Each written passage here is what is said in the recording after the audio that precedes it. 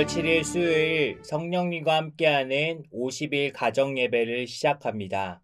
찬송가 495장 익은 곡식 거둘 자가 1절과 3절을 부르시겠습니다. 익은 곡식 거둘 자가 없는 이때에 누가 가서 거둘까? 내가 어찌 게으르게 앉아 있을까? 어서 가자 밭으로 보내소서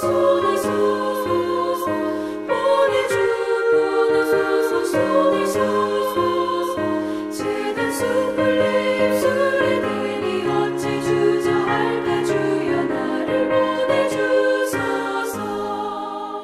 주가 나를 부르시니 언제 어디나 기뻐 가서 일하리.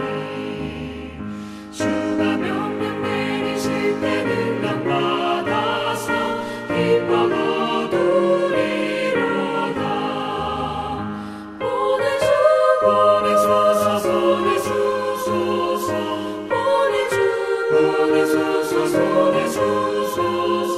제단 숯불 내 입술에 대니 어찌 주저할까? 주여 나를 보내주소서.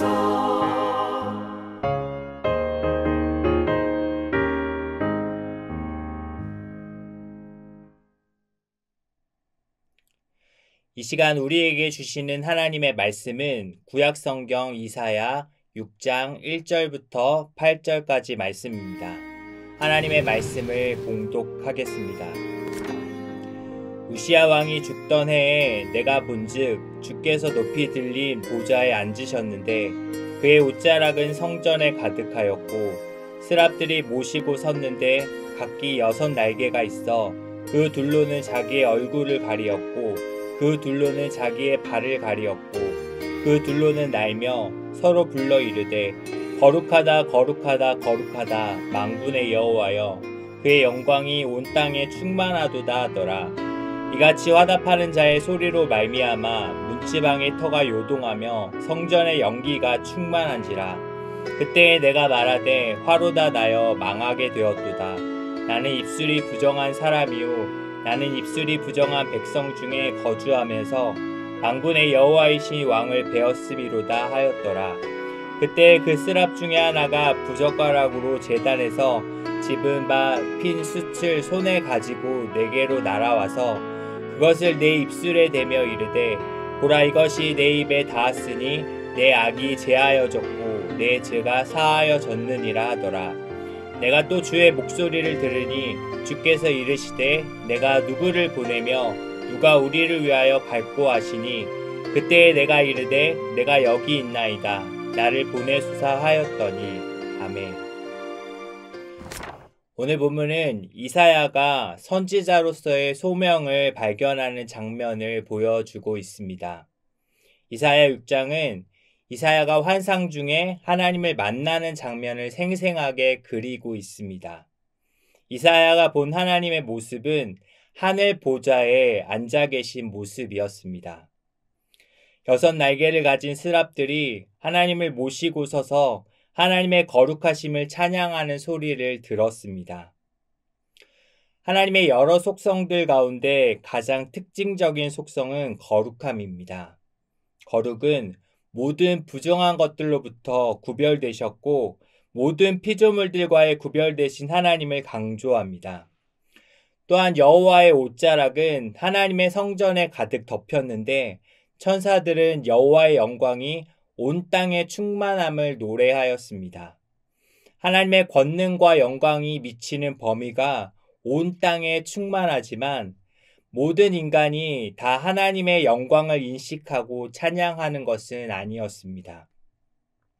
여호와의 백성으로 선택받은 이스라엘 족속만큼은 그 영광을 인식하고 찬송함이 마땅하지만 그들 역시 여호와의 말씀을 버리고 우상을 숭배하고 죄악을 추구하며 살고 말았습니다.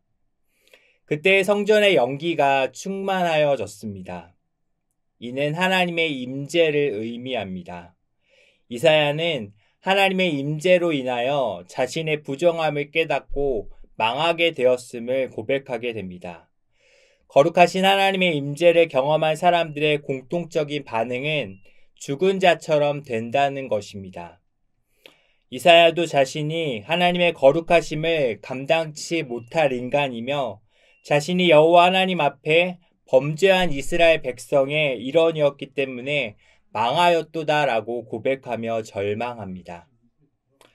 7절은 입술이 부정하다고 외치는 이사야를 여호와 하나님께서 정결케 하시는 장면을 묘사하고 있습니다. 천사가 숯을 이사야의 입에 대는데 이는 이사야의 입술에 더러움을 제거하심을 나타냅니다. 이사야는 당시 선지자로서 그가 수행해야 하는 바는 백성들의 죄를 책망하고 바른 길을 걷게 하는 말씀 선포 사명이었습니다. 여호와께서 그 죄를 깨끗게 하시고 그 입술을 정결케 하심으로 이사야로 하여금 담대하게 말씀을 전할 수 있도록 하신 것입니다. 8절에서 하나님은 자기 말씀을 증거할 사람을 찾고 있음을 보여줍니다. 내가 누구를 보내며 누가 우리를 위하여 갈고. 이사야는 하나님이 자기 백성 가운데로 갈 자를 찾고 계심을 듣고 제가 여기 있나이다. 나를 보내소서라고 대답합니다. 하나님의 메신저로서 그가 하나님의 부르심에 응답한 것은 그를 향한 분명한 소명의식과 사명감 속에서 이루어졌습니다. 자기 민족을 향한 사랑이 뜨거웠고 멸망으로 치닫는 민족을 구원하기를 바랬습니다. 이런 이사야의 마음은 우리 하나님의 마음이기도 합니다.